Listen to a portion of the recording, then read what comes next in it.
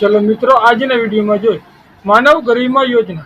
માનવ ગરિમા યોજના એટલે શું, તેની અંદર આપણે શું નિયમો અને શું શરતો લાગુ પડે છે, અને માનવ ગરિમા યોજનાની અંદર આપણે જે ટોટલ 28 પ્રકારની આપણે ટૂલ કીટ આપવામાં આવે છે, તેની અંદર કઈ કીટનો સમાવેશ થાય છે, અને ઓનલાઈન અરજી ફોર્મ ભરવા માટે કયા કયા ડોક્યુમેન્ટની જરૂર પડે, તેની માહિતી આજના વિડીયોમાં સંપૂર્ણ રીતે આપણે જોશું.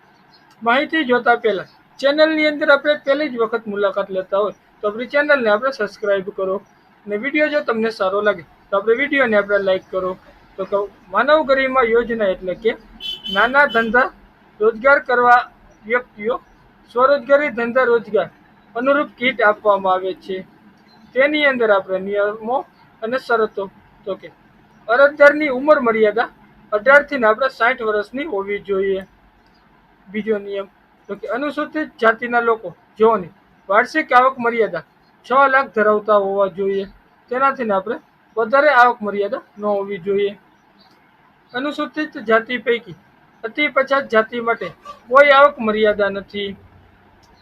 લાભાર્થી દ્વારા અથવા લાભાર્થીના અન્ય કુટુંબના સભ્યો દ્વારા આ યોજના હેઠળ અગાઉ લાભ લીધેલ હશે તો પુનઃ યોજના હેઠળ લાભ મળવા પાત્ર નથી.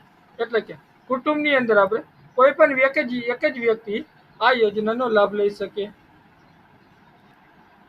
હવે આપણે જે કુલ 28 પ્રકારની વ્યવસાય માટે જે ટૂલ કીટ આપવામાં આવે છે, તેની અંદર આપણે કોનો સમાવેશ થાય તો કે કડિયા કામ, બીજું સેલ્ટિંગ કામ, ત્રીજું વાહન સર્વિસ અને રિપેરિંગ, પછી મોચી કામ, પછી દરજી કામ, પછી ભરત કામ, પછી કુંભારી કામ, વિવિધ પ્રકારની ફેરી, પછી પ્લમ્બર, પછી બ્યુટી પાર્લર, પછી ઇલેક્ટ્રિક એપ્લાયન્સીસ રિપેરિંગ, પછી ખેતીલક્ષી લુહારી અથવા વેલ્ડિંગ કામ, પછી સુથારી કામ, પછી ધોબી કામ, પછી સાવરની સુપડા બનાવનાર, દૂધ દહીં વેચનાર, માછલી વેચનાર, પાપડ બનાવટ, અથાણા બનાવટ, ગરમ ઠંડા પીણા અલ્પાહારનો વેપાર કરનાર, પછી પંચર કીટ, પછી ફ્લોર મિલ, પછી મસાલા મિલ, પછી મોબાઈલ રિપેરિંગ, પછી હેર કટિંગ એટલે કે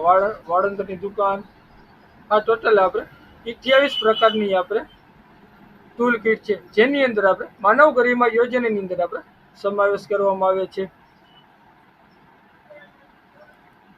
હવે આ ટોટલ 28 ટૂલ કીટ જે આપણે છે, તેની અંદર ઓનલાઈન અરજી ફોર્મ ભરવા માટે કયા કયા ડોક્યુમેન્ટની જરૂર પડે, તેની માહિતી આપણે જોઈ લઈ. તો કે ડોક્યુમેન્ટ નંબર 1 ની અંદર આપણે આધાર કાર્ડની નકલ, ડોક્યુમેન્ટ નંબર 2 રેશન કાર્ડ, પછી રહેઠાણનો પુરાવો એટલે કે વીજળી બિલ અથવા લાયસન્સ અથવા ભાડા કરાર અથવા ચૂંટણી કાર્ડ, કોઈ પણ આપણે એક.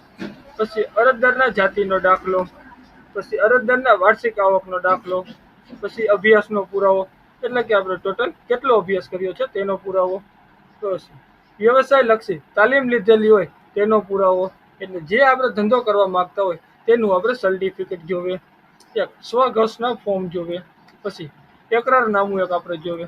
આ આપણે જોયું માનવ ગરિમા યોજનાની અંદર આપણે કઈ કઈ નિયમો અને શરતો લાગુ પડે, અને ટોટલ 28 પ્રકારની જે કીટ આપવામાં આવે છે, તેની અંદર શેનો સમાવેશ થાય તેની માહિતી આજના વિડીયોમાં સંપૂર્ણ રીતે જોયું.